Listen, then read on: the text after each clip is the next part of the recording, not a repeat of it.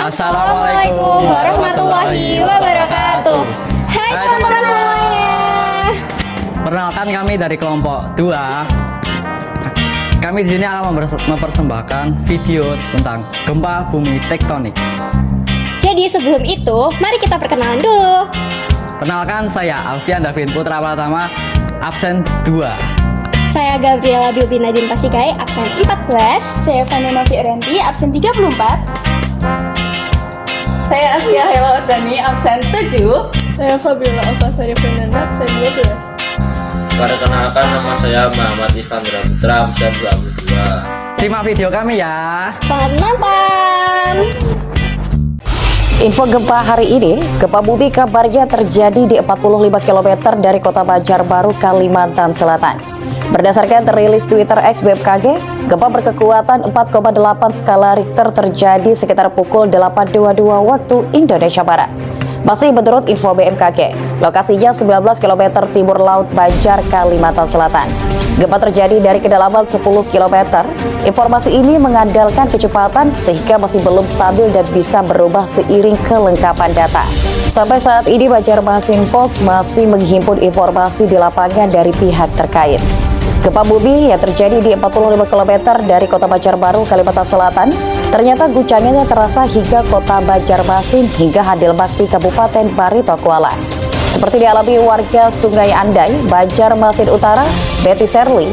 Betty menyebut saat itu ia sedang duduk di rumahnya.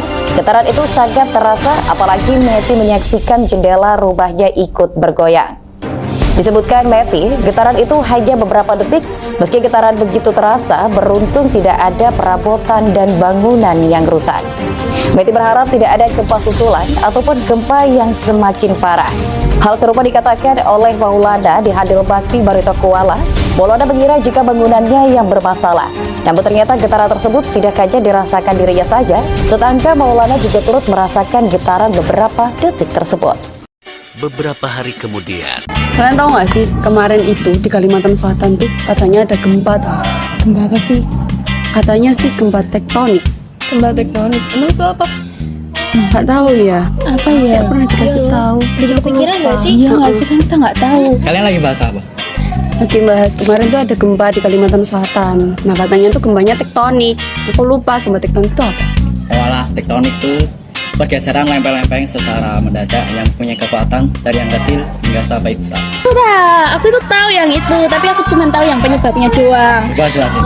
Ini kayak pelepasan tenaga yang terjadi karena pergeseran lempengan tektonik, layaknya gelang karet yang ditarik dan dilepaskan tiba-tiba. Selain itu, disebabkan juga oleh aktivitas tektonik yang menimbulkan lekukan, lipatan, retakan, hingga patahan sehingga berbentuk tinggi dan pada lapisan permukaan bumi. Itu penyebabnya. Aku tahu, aku baru ingat. Terus kalau itu penyebabnya, kayak gimana caranya kita tahu kayak apa sih ciri-cirinya gempa tektonik tuh? Coba kita cari aja kali ya. Boleh boleh. Nah, ini nih aku nemu ciri-cirinya. Jadi, ciri-ciri gempa tektonik itu pertama terjadi akibat adanya pergerakan lempeng-lempeng tektonik bumi. Yang kedua, kekuatannya lebih besar dibandingkan gempa vulkanik.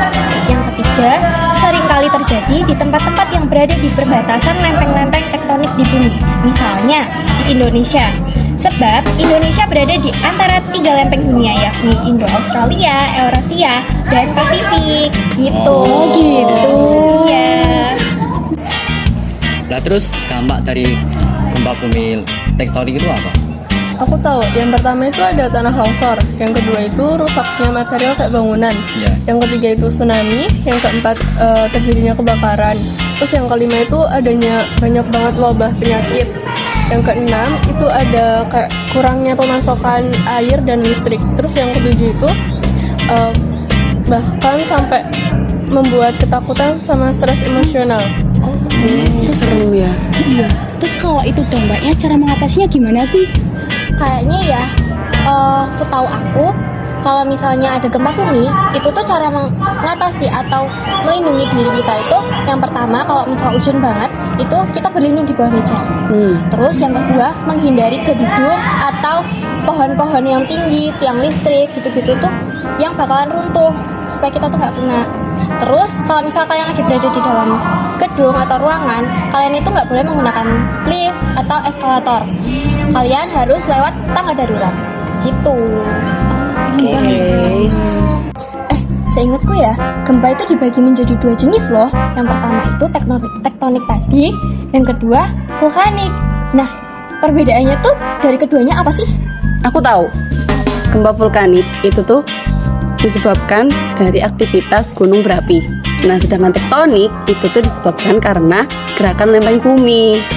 Itu bedanya. Sekarang aku tahu bedanya. Kita kan jadi tahu. Iya. Terus wawasan kita menjadi tambah luas. Iya betul. Alhamdulillah. Gimana nih tadi videonya? Cukup menambah wawasan kan? Seru kan? Semoga bermanfaat. Sudah deh. Bye bye. Dadah. Wassalamualaikum warahmatullahi wabarakatuh. See you guys.